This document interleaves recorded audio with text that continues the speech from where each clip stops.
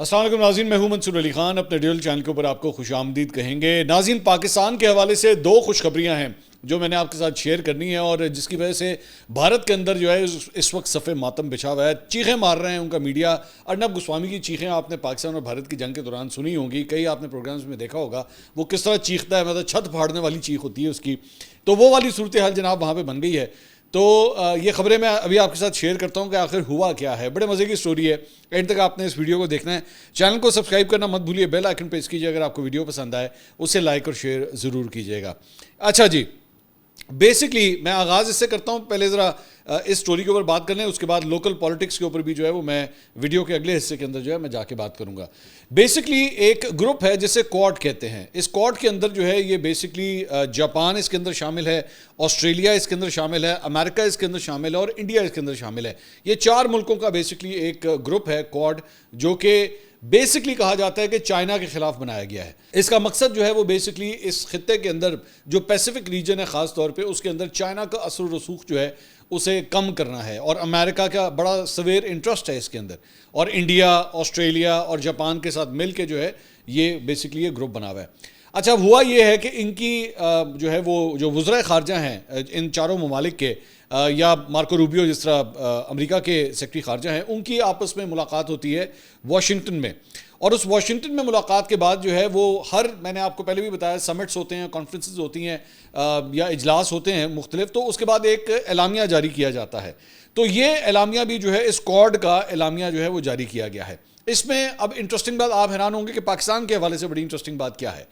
تو پاکستان کے حوالے سے انٹرسٹنگ بات یہ ہے کہ آپ جانتے ہیں کہ اس کے اندر انڈیا بھی شامل تھا، اور اس سے پہلے آج سے چند دن پہلے ایس سی او کا اجلاس جو چائنا کے اندر ہوا تھا، اس کے اندر بھی انڈیا نے جب شرکت کی تھی، تو انڈیا نے جو مشترکہ اعلامیہ تھا اس کو سائن کرنے سے انکار کر دیا تھا کہ جناب اس میں جو ہے وہ دہشت گردی کے حوالے سے پہلگام میں پاکستان کا ذکر کیوں نہیں کیا جا رہا، اور وہ نہیں ہوا تھا، اس کو شامل نہیں کیا گیا تھا، جس کے اوپر وہ لوگ ناراض ہو گئے، تو انہوں نے کہا جناب ہم اس کے اوپر سائن نہیں کریں گے۔ اب اس کا جو مشترکہ اعلامیہ کوڈ کا جو جاری ہوا ہے، یہ جو چار ملکوں کی یہ جو تنظیم ہے، اس کا جو مشترکہ اعلامیہ جاری ہوا ہے، تو اس کے بارے میں جو ہے وہ جب اس پورے اعلامیہ کو پڑھا جائے تو اس کے اندر جو ہے وہ اس کے اندر بھارت کے زیر انتظام کشمیر میں ہونے والے جو شدت پسند حملے ہیں، اس کو ظاہری بات ہے پہلگام واقعے کی جو ہے مذمت کی گئی ہے، واقعے کا ذکر کیا گیا ہے، لیکن پاکستان کے ساتھ جو ہے اسے نتھی نہیں کیا گیا، جبکہ انڈیا کے ہوتے ہوئے یہ صرف چار ملکوں کی تنظیم ہے، انڈیا کا اثر و رسوخ اس کے اندر کافی تگڑا ہے،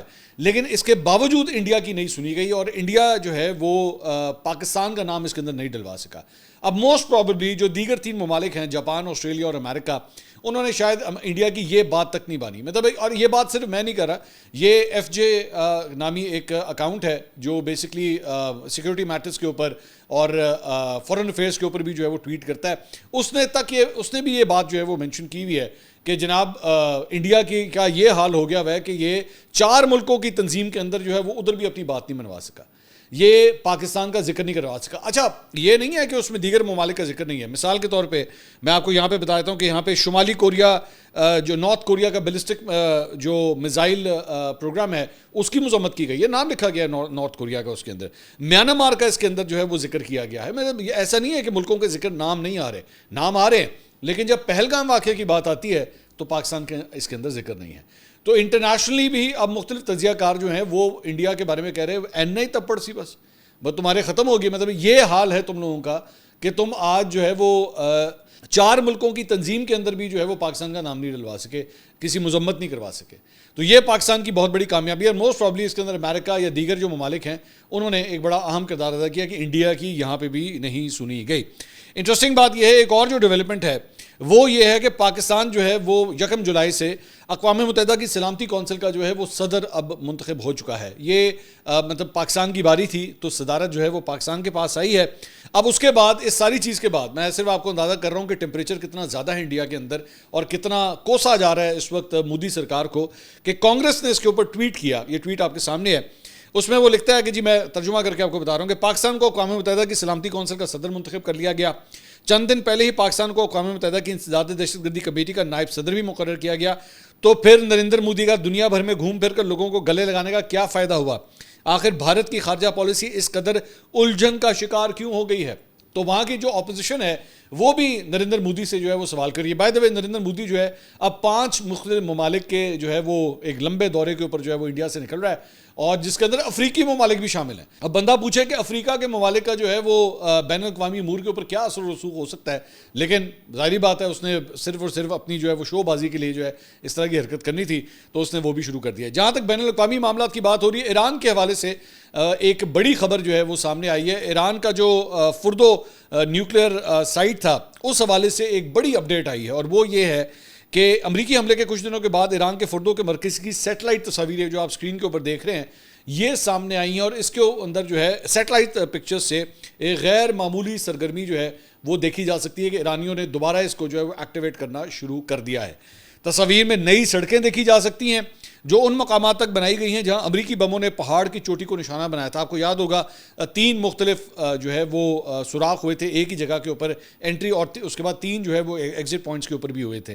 تو اس میں یہ بیسکلی ایک کرین کو دیکھا جا سکتا ہے, کھدائی کرنے والی مشین کو, ایکسکیویٹر کو دیکھا جا سکتا ہے جو متاثرہ علاقے کے قریب جو ہے اس وقت کام کر رہی ہے, اور دیگر کئی گاڑیاں بھی مرکز کے ارد گرد مختلف مقامات پر دیکھی جا سکتی ہیں. یہ تصاویر جو ہے وہ مکسر سیٹلائٹ ٹیکنالوجی کے ذریعے جو ہے وہ لی گئی ہیں, اور ایسا لگتا ہے کہ وہ جو سوراخ ہے جہاں پہ یہ بمباری کی گئی تھی اس کا جائزہ لیا جا رہا ہے, اس کو چیک کیا جا رہا ہے کہ کتنا نقصان ہوا ہے. یہ جو میزائلز پھینکے گئے 30,000 پاؤنڈ وزنی جو بنکر بسٹرز جو ہے وہ پھینکے گئے تھے, اس کا اب اس وقت جائزہ لیا جا رہا ہے کہ ایکچولی اس سے کتنا نقصان ہوا ہے. لیکن ذہن میں رکھیے گا کہ امریکہ کے اپنے اندر جو ہے وہ CNN نے بھی یہ رپورٹ کیا, اور بھی ایک جریدے نے یہ رپورٹ کیا کہ انٹرنل رپورٹس جو آ رہی ہیں وہ یہی ہے کہ کوئی بہت زیادہ ایران کا نقصان نہیں ہوا ہے. تو فزیکلی بھی اب ایران نے دوبارہ اس سائٹ کو جو ہے وہ اس پہ کام دوبارہ شروع کر دیا ہے. تو یہ لیٹسٹ تصاویر جو ہیں وہ ہم آپ کے ساتھ شیئر کر رہے تھے. اس کے علاوہ جناب یہ ایک فوٹیج ہے جو میں آپ کے ساتھ شیئر کرنا چاہوں گا. یہ بیسکلی فوٹیج جو ہے وہ آئی ہے ایک بوئنگ 737 ہے جہاز کی, جس میں کافی زیادہ پینک جو ہے وہاں پہ پھیل گیا, اور یہ آپ دیکھ سکتے ہیں یہ اندر کے اس کے مناظر ہیں جہاں پہ آکسیجن ماسک جو ہیں وہ گر گئے. اب یہ کیوں گرے ہیں یہ میں اس کی تفصیلات آپ کے ساتھ شیئر کرتا ہوں. یہ بیسکلی منڈے والے دن یہ واقعہ پیش آیا ہے جہاں پہ اسپرنگ ایئر لائنس کی یہ فلائٹ ہے, شنگھائی سے یہ ٹوکیو جا رہی تھی, اور اسی دوران جو ہے وہ ایک ایئر پاکٹ آیا, یا مجھے نہیں پتا مطلب کیا وجہ تھی, لیکن تقریباً 26,000 فٹ کا پلنج لیا ہے جہاز نے. مطلب 26,000 فٹ, آپ اندازہ کریں کہ کتنی تیزی سے اگر جہاز نیچے گرے تو وہاں پہ کیا حل ہوگا. تو اس کی وجہ سے جو ہے وہ ایک دم آکسیجن ماسک جو ہے وہ نکالنے پڑ گئے. لوگ بھی جو ہے وہ کافی پینک میں آ گئے, پریشان ہو گئے, چیخو پکار جو ہے وہ جہاز کے اندر جو ہے وہ شروع ہو گیا. یہ بتایا جا رہا ہے کہ یہ شنگھائی ایئرپورٹ سے جو ہے ناریٹا ایئرپورٹ کی طرف جو ہے یہ فلائٹ جا رہی تھی جب یہ واقعہ پیش آیا. 191 پیسنجرز جو ہیں اس میں سوار تھے, اور تقریباً 36,000 فٹ سے یہ 10,500 فٹ کے اندر جو ہے یہ جہاز آیا ہے. لیکن یہ مت سمجھے گا ایک دم ہی آیا ہے, لیکن یوں کر کے جو ہے پاکٹ میں آہستہ آہستہ وہ نیچے آنا شروع ہو گیا, جس کی وجہ سے کافی جو ہے وہ کیبن پریشر بھی جو ہے اس کی وجہ سے افیکٹ ہوتا ہے. تو لوگوں میں جو ہے وہ کافی پینک پھیل گیا. آپ کو ذرا لوکل پالیٹکس کی خبروں کی طرف آتے ہیں. ایک تو پاکستان تحریک انصاف کی پارلیمانی پارٹی کا جو ہے وہ اجلاس ہوا ہے, اس کی بھی آپ کو اپڈیٹ دیتے ہیں, جس میں علی امین گنڈا پور بھی موجود تھے, بیرسٹر گوہر بھی اس کے اندر موجود تھے, اس کی بھی اپڈیٹ آپ کو دیتا ہوں. لیکن سب سے پہلے جناب پاکستان اسٹاک مارکیٹ نے آج ایک نیا ریکارڈ جو ہے وہ قائم کیا ہے, اور 100 انڈیکس جو ہے اس نے 2,144 پوائنٹس اضافے کے بعد 1,30,344 پوائنٹس کے اوپر جو ہے وہ بند ہوا ہے. تو یہ ایک نیا ریکارڈ ہے. 1,30,000 ابھی 1,25,000 اس نے کراس کیا تھا, اب 1,30,000, یعنی وہ جو ایک سلسلہ جو پچھلے سال ہم نے دیکھا تھا کہ مارکیٹ کافی اگریسو ہوئی ہوئی تھی, پازیٹیو باؤنڈریز کے اندر کافی تیزی سے جاری تھی, وہ سلسلہ جو ہے اب دوبارہ شروع ہو گیا ہے. دوسرا, آج جو علی امین گنڈا پور اور بیرسٹر گوہر اور شیخ وقاص اکرم, جنید اکبر, سلمان اکرم راجہ, ان سب کی جانب سے مشترکہ پریس کانفرنس کی گئی. پارلیمانی پارٹیوں کا جو اجلاس تھا, جو تمام مختلف صوبوں کے اندر جو پاکستان تحریک انصاف کی پارلیمانی پارٹیاں ہیں ان کو مدعو کیا گیا تھا, اور اس کے بعد علی امین گنڈا پور نے یہ چیلنج کیا کہ جناب میں چیلنج کرتا ہوں اگر کوئی میری حکومت گرا کے دکھا دے تو میں سیاست چھوڑ دوں گا, کیونکہ میرے لوگ جو ہیں وہ ٹائم ٹیسٹڈ ہیں اور کوئی بھی جو ہے وہ مجھے چھوڑ کے نہیں جائے گا. یہ عمران خان کے سپاہی ہیں. اب لگ اس طرح رہا تھا کہ وہ بیسکلی ایک ایشورنس دینا چاہ رہے ہیں کہ وہ کہیں نہیں جا رہے اور وہ یہیں پہ ہیں, جو پچھلے چند دنوں سے باتیں ہو رہی تھیں. اور علی امین گنڈا پور صاحب کے لیے باہر سے زیادہ میرے خیال میں اندرونی مسئلہ ہے, جہاں پہ وہ بیسکلی اپنی جو ہے وہ ایک پاور شو کرنا چاہ رہے تھے کہ ان کو کوئی نہیں ہٹا رہا, اور نہ ان کی کوئی تبدیلی ہو رہی ہے. اس پوری پریس کانفرنس کا مین مقصد جو ہے, جہاں پہ ایک جگہ یہ لگ رہا تھا کہ جیسے وہ اسٹیبلشمنٹ کو سنا رہے ہیں, لیکن لگ اس طرح رہا تھا کہ ایکچولی وہ اپنی پارٹی کو ہی سنا رہے ہیں کہ ان کی سپورٹ جو ہے وہ موجود ہے, اور کوئی سوچے بھی نہ کہ ان کو کسی طرح ہٹایا جائے گا. اس سیٹ اپ میں پاکستان تحریک انصاف کے اندر لوگ چاہے جتنا مرضی علی امین گنڈا پور سے نفرت کرتے ہوں یا ان کو اچھا نہ سمجھتے ہوں, چلیں یہ لفظ بہتر ہے, تو اس کے باوجود اس پریس کانفرنس کا مقصد یہی تھا کہ وہ کہیں نہیں جا رہے. سپریم کورٹ کے فیصلے کے بعد جناب آج الیکشن کمیشن آف پاکستان نے مخصوص نشستوں کے حوالے سے ان کی بحالی کا نوٹیفکیشن جو ہے وہ جاری کر دیا ہے. جنرل نشستوں پر کامیاب امیدواروں کو تحریک انصاف کا قرار دینے کا نوٹیفکیشن بھی جو ہے واپس لے لیا گیا. آپ یہ ذہن میں رکھیے گا, سپریم کورٹ نے پہلے جو فیصلہ دیا ہوا تھا, جو اوریجنل فیصلہ تھا, اس میں تحریک انصاف کو بھی سیٹیں جو ہے الاٹ ہوئی تھیں, تو اب جو ہے وہ نوٹیفکیشن واپس لے لیا گیا ہے. اور اس نوٹیفکیشن کے مطابق یہ امیدوار قومی assembly, Punjab assembly, Khyber Pakhtunkhwa assembly اور سندھ اسمبلی میں جنرل نشستوں کے اوپر کامیاب ہوئے تھے. اور قومی اسمبلی میں خیبر پختونخوا کی خواتین کی 5 مخصوص نشستیں بھی جو ہیں وہ بحال کر دی گئی ہیں, اور قومی اسمبلی میں مسلم لیگ نون اور پیپلز پارٹی کو 2-2, جبکہ خیبر پختونخوا کی ایک مخصوص نشست جو ہے وہ JUIF کو مل گئی ہے. تو ایک ڈیولپمنٹ جو ہے وہ یہ ہوئی ہے. اس کے علاوہ ایک سینئر جرنلسٹ ہیں زبیر علی خان, جو پاکستان تحریک انصاف کی بیٹ کو بھی کور کرتے ہیں, آج کل پاکستان میں نہیں ہیں, ان کو پاکستان چھوڑنا پڑ گیا, وہ پاکستان سے باہر ہیں, جو کہ افسوسناک بات ہے. میں ہمیشہ یہ کہتا ہوں کہ تمام جرنلسٹ کو جو ہے وہ پاکستان میں کام کرنا چاہیے, اور ان کے لیے یہ ماحول اتنا سازگار ہونا چاہیے کہ they should be able to work over ہے. انہوں نے ایک ٹویٹ کیا ہے, چونکہ وہ PTI کی بیٹ کور کرتے ہیں اور بڑی اوتھینٹک خبریں جو ہیں وہ PTI کے حوالے سے شیئر کرتے ہیں. انہوں نے ٹویٹ کیا کہ خبر ہے کہ اڈیالہ جیل میں عمران خان سے ملاقاتیں علی امین گنڈا پور کی مرضی سے ہو رہی ہیں.